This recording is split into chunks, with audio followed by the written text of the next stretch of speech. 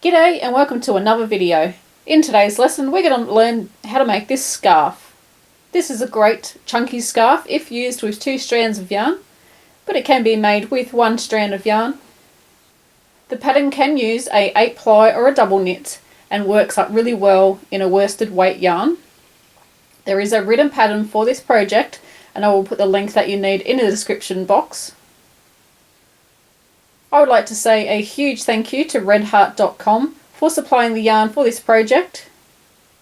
There's lots of lovely colours in this range of yarn, and there's also different yarn that you can get on redheart.com. There's also free written patterns, so go and check them out. This stitch pattern will look great in a solid colour. If you use a variegated, it will lose the stitch pattern. It would also look great in a long colour change yarn. If you used a Red Heart Unforgettable, that has a really long colour change and I think that would be really light and airy. I'd like to say a special thank you to our Patreon members for allowing me to get this video to you. So if you would like to support me over on Patreon and become a patron, you can pledge from as little as $1 a month. We have giveaways, behind the scene news, early links to new videos that are coming up, so you'll get to see a tutorial before everybody else does on YouTube. So it's really great for that. So let's get started on the lesson. For our supplies, we're going to need some yarn. I worked up my sample with 2 strands of an 8-ply or a double knit yarn. But this also can be made in a worsted weight and you could use 1 strand at a time. You could try 2 strands at a time for a very chunky scarf or blanket. But if you're using 1 strand of worsted weight, you will need a 5.5mm crochet hook. I'm going to use Red Heart Super Saver just for the demo, and that's just going to give you a small sample. This is the colour Spring Green, just in case you're wondering. For the red version, I've used Red Heart Soft, and it does say that it's a number 4 weight, which is the same as the worsted weight. But I'd say this is just a little bit thinner than the actual Super Saver. This is a 5 ounce or 141 grams, and if you're going to use 2 strands at once you will need 2 of these, and you can see the meterage there as well. Most Australian 100 gram balls of 8-ply are around about 300 meters, so if you've got 2 of those and use 2 of those together, that's going to work perfectly fine. And basically you're going to use, I'd say 1 of those. How many meters is on this one? Yeah, so it's a little bit more in the yards than the meters, so 1 of these would be fine. And if you're going to use 2 strands at once, then you would just use 2 strands of yarn. So I'm going to use this for the demo, but I am working up as well a 2-strand project. So this is the 2 strands, and like I said, it was 2 strands of Red Heart Soft, and the crochet hook I'm using is a 9mm. I'm not sure what that is in the letters, but I'll put it across the screen. It doesn't actually have a size on it, but I got this crochet hook from Knit Picks. They sent it as a product to review. It's a gorgeous crochet hook. It's lovely and smooth, and look at the colours in that. It's gorgeous, and it works really well with the Red Heart Super Saver. The Red Heart Soft yarn. I haven't used it with Super Saver yet, but works really well, slides really well. Yeah, really love that crochet hook. So we're going to need a pair of scissors and also a yarn needle with a large eye. So to start off with, we're just going to make a slip knot, and you can do a slip knot however you like. And if you're using 2 strands of yarn, let's just pretend that this is 2 strands of yarn. When you use it, you're just going to pretend that it's 1 strand, so you would make your slip knot with the 2 strands of yarn. And then when you do your crochet, you would just work it as one, so you would grab both of those at the same time. But for the demonstrations, I'm just going to be using 1 strand of yarn. So just want to make a slip knot. And there's so many different ways to do this. It must be probably over 100 different ways. I've seen so many different slip knots. So for this project, it has a multiple of 3 chains, and what that means is that we make a chain in multiples of 3. So 1, 2, 3. Is our project wide enough for our scarf or blanket? No. 1, 2, 3. 1, 2, 3. Is it wide enough? No, it's pretty narrow, so we'll keep going. 1, whoops. 2, 3.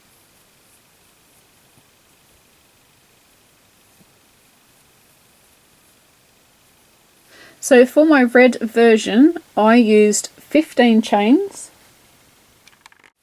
and 15 chains gave me 4 lots of the cluster V stitch. 1, 2, 3, 4. So I'm going to be using this amount of chains, and I have 18 chains. So what we do is work a double crochet cluster V. We'll just call it a cluster V stitch, otherwise it's going to be a big mouthful and you're going to get sick of me saying that. So a cluster V stitch. We are going to work one of those into the 6th chain from the crochet hook. We do not count the one that is on our crochet hook. 1, 2, 3, 4, 5 and 6, and we're going to work a cluster V. So what that is yarn over and start your double crochet.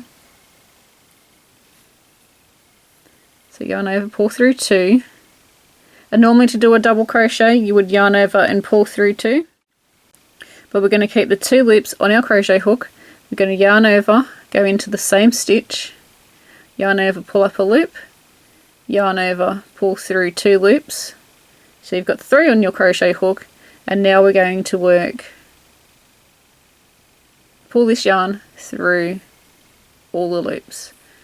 We're going to chain 1, and into the same chain we're going to do that again. So go in, pull up a loop, yarn over, pull through 2, keep those 2 on your loops on your crochet hook, yarn over, go in, pull up a loop, yarn over, pull through 2, and then yarn over and pull through all 3.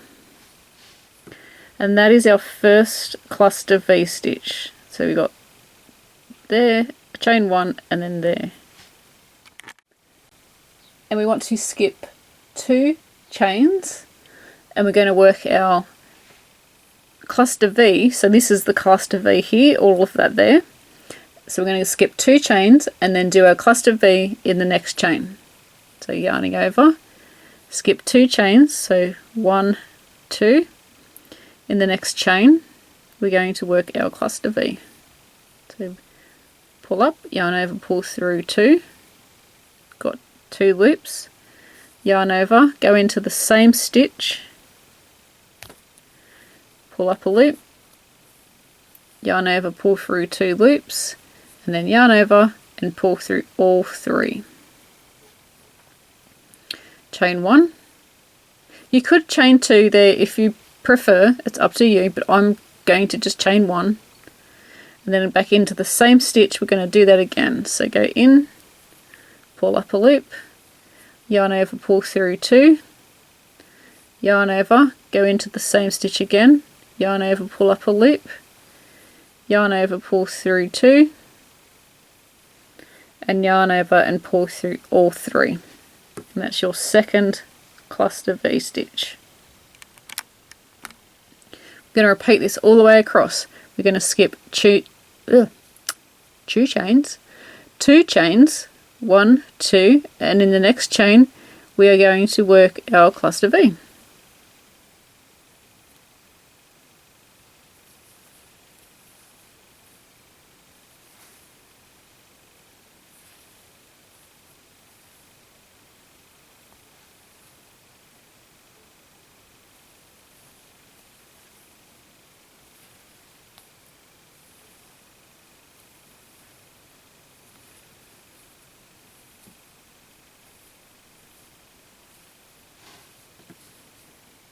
And you'll start to get into a rhythm when you're doing your stitches. So skip 2, so 1, 2, into the next one, work your cluster V.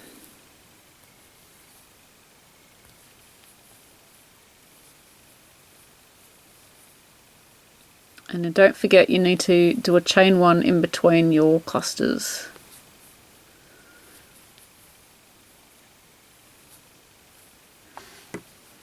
So it's starting to take shape. So when we get to the end, oh, luckily I'm just at the end, we need to skip 2 chains and work a double crochet, just a normal one, into that last chain. So if you've got more chains, just repeat your cluster V's across and then into that last chain. See if I can get 2 loops there. Doesn't pull up that big hole.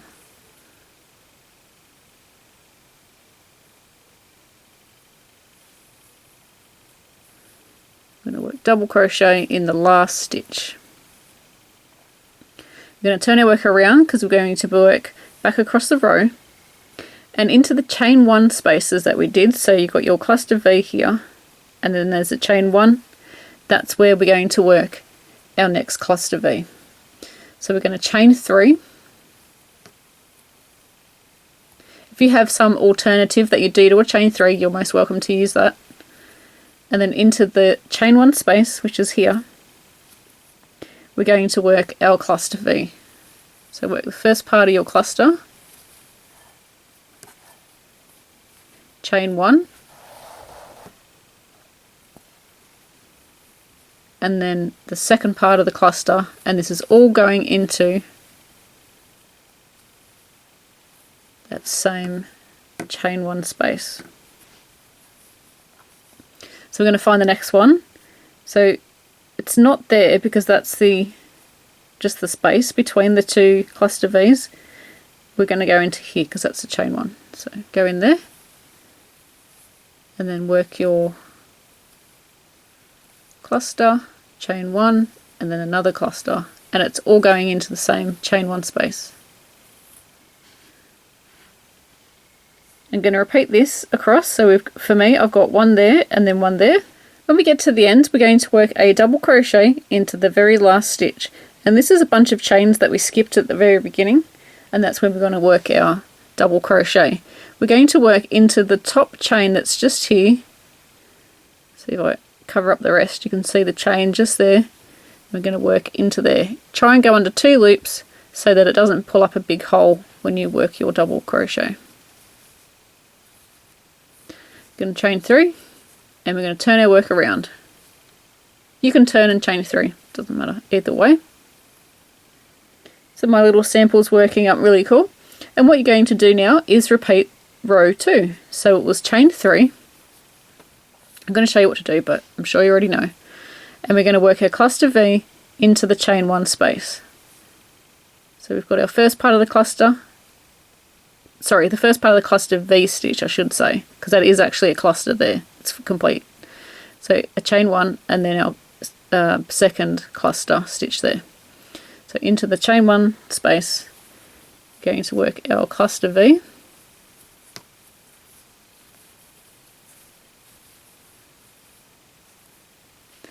And into the next chain 1 spaces across, so I have 3. We're going to work our cluster V stitch. So it's a really easy pattern, but it just looks really effective. I just love the texture and just the way it looks really good. So I'm going to work my way across, won't take me long. Oops. If I'm ever working too fast for you, if you're on a PC, I'm not sure if you can do this on a mobile or a cell phone, but I know if you're on a PC, there are settings. It's a little cog setting on the video screen, and you can actually slow me down, or you can speed me up if you want to whiz through the tutorial. So into the last chain 1 space, it's under speed. You'll click the cog setting, little settings cog, and then it will go to the speed and you can adjust it in there. It's actually quite funny because it slows my voice or speeds my voice up too. So into the last stitch, which is the chain 3 from the previous row, into the top chain, so the third chain that we did, we're going to work a double crochet, and we want to make sure that we go under both loops so that we don't pull up a big hole in our stitches. It can be tricky to get both chains, but and because I'm filming this, it's going to be, there we go. No, I haven't got all of the stitch because I'm filming. It's not going to work. Gotcha.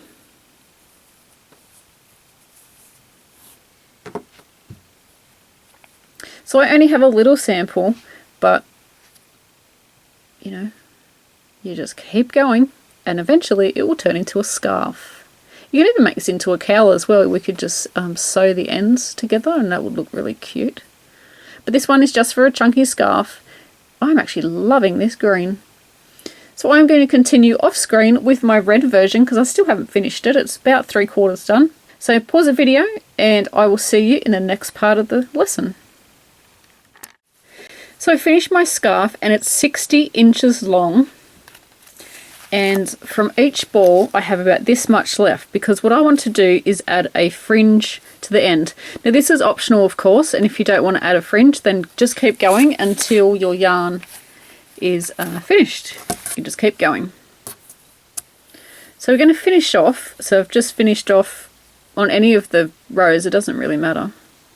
And we're going to cut our yarn. So what we want to do is figure out how long we want our fringe.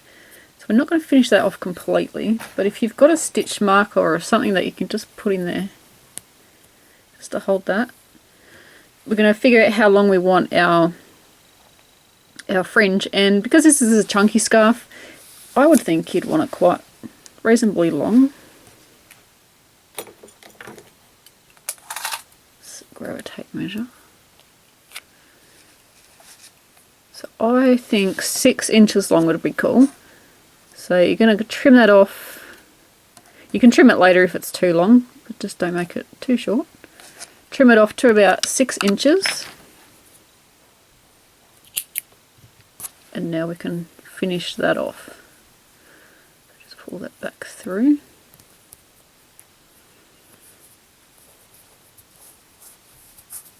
And then grab the tail end, pull it through the loop, and then just pull that snug. And that's one of your tassels already done.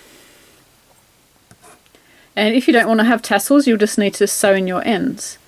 So because my tassel is 6 inches, we want to make our tassel,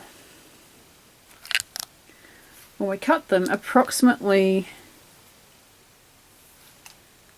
so double 6 is 12, but when we do the knot to secure it to the scarf, it's probably going to take up around about 1 inch of yarn. So I would say about 13 inches. And we're going to put our yarn to the 13-inch mark. Oops. And then we're going to cut that. And we're going to continue on until we have enough strips of yarn. So once you've done the first one, you don't need your tape measure again. So we can just keep cutting strips of yarn now.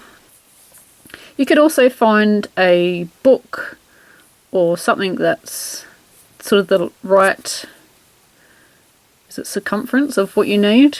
You could just wrap items around that.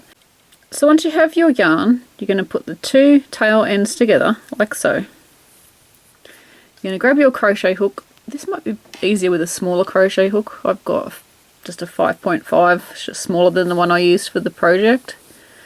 And you're going to work across where the tops of the stitches are. So in the tops of the stitches here, so going in that last stitch. Make sure your ends are together. I'm just holding it like that because it's easier to put the loop onto the crochet hook and pull through. And then just going to yarn over and grab all those strands. So for me it's 4. because I've got 2 strands of yarn at once. So fold it over makes 4, and then pull through, and then just pull snug. Go along to the next one.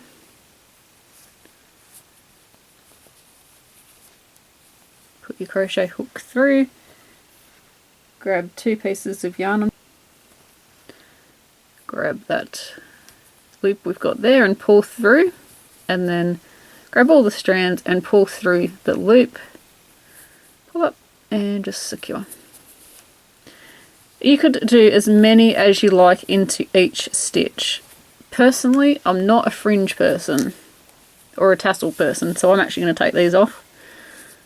But you could add a lot more in there and get a lot more bulk and make it lovely and full. But yeah, I've only just cut a couple just so I could show you how to do that. So here is my finished scarf. I really love this. You cannot see it on the camera, but it's really, really squishy. I would love for you to share your creation on our Facebook page, and please tag me on Instagram if you're over there. I would love to see what you have been up to. Even if you make something else that you've used one of my patterns for, I would love to see what you are up to. Even work in progress photos, we'd love to see the colours that you're using and the projects you're making. I'd like to say thanks for watching, and until next time, happy crochet. I would like to say a special thank you to our Patreon members. Again. Got myself into a complete mess on the side of the camera. Lucky you can't see it.